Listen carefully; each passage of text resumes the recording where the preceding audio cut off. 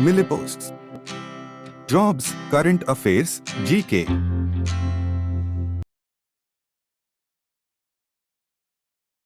नमस्कार। भारतीय शोधकर्ताओं ने उन्नत डीएनए संपादन तकनीक बनाई। नई दिल्ली में CSIR institute of genomics and integrative biology के वैज्ञानिकों ने एक नई जीनोम संपादन प्रणाली विकसित की है जो वर्तमान क्रिस्पर तकनीकों की तुलना में बेहतर और अधिक सटीक है। क्रिस्पर मूल बातें। CRISPR clustered regularly interspaced short palindromic repeats मूल रूप से बैक्टीरिया में एक प्राकृतिक रक्षा तंत्र है जो वायरल डीएनए को नष्ट कर देता है।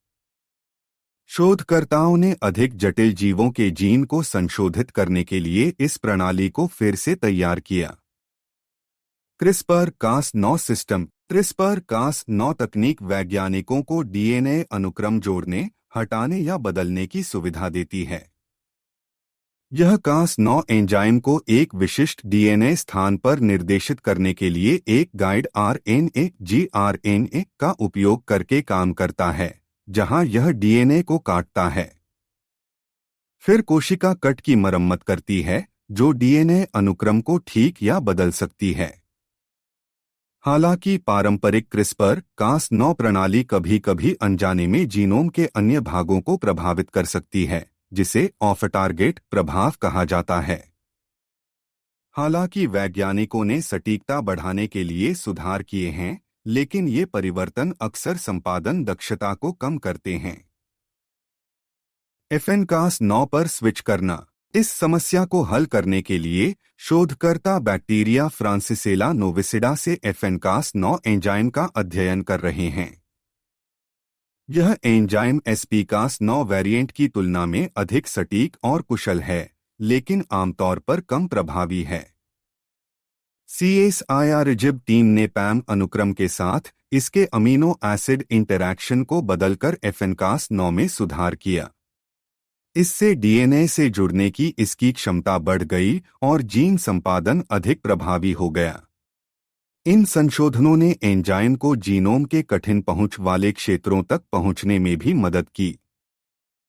निदान क्षमता में सुधार। प्रयोगों से पता चला कि बेहतर FN-Cas9 असंशोधित संस्करण की तुलना में डीएनए में विशिष्ट एकल न्यूक्लियोटाइड परिवर्तनों को अधिक कुशलता से पहचान सकता है, जिससे रोगों से संबंधित आनुवंशिक विविधताओं का पता लगाने की इसकी क्षमता दोगुनी हो जाती है। उन्नत FN-Cas9 का परीक्षण मानव गुर्दे और आंख की कोशिकाओं पर किया गया और SP-Cas9 की तुलना में न्यूनतम ऑफ टारगेट प्रभावों के साथ उच्च सटीकता दिखाई। यह आनुवंशिक विकारों के उपचार के लिए इसकी क्षमता को उजागर करता है। Case study Leber congenital amaurosis 2 LCA2। सुधारित FN-Cas9 एंजाइम का उपयोग RPE65 जीन में उत्परिवर्तन को ठीक करने के लिए किया गया था, जो LCA2 नामक एक प्रकार के अंधेपन का कारण बनता है। संपादन ने उत्परिवर्तन को लगभग पूरी तरह से ठीक कर दिया और रेटिना कोशिकाओं में सामान्य प्रोटीन उत्पादन को जन्म दिया। यह विधि पुरानी प्रणालियों की तुलना में बेहतर काम करती है। इन आशाजनक परिणामों के कारण वैज्ञानिक अब व्यक्तिगत रोगियों से स्टेम कोशिकाओं का उपयोग करने का पता लगाना चाहते हैं। वे इन स्टेम कोशिकाओं को रोगी में वापस प्रत्यारोपित करने से पहले उत्परिवर्तन को ठीक करने के लिए संपादित करने की योजना बनाते हैं। यह दृष्टिकोण रोगियों पर सीधे क्रिस्पर का उपयोग करने की तुलना में अधिक सुरक्षित और सटीक हो सकता है।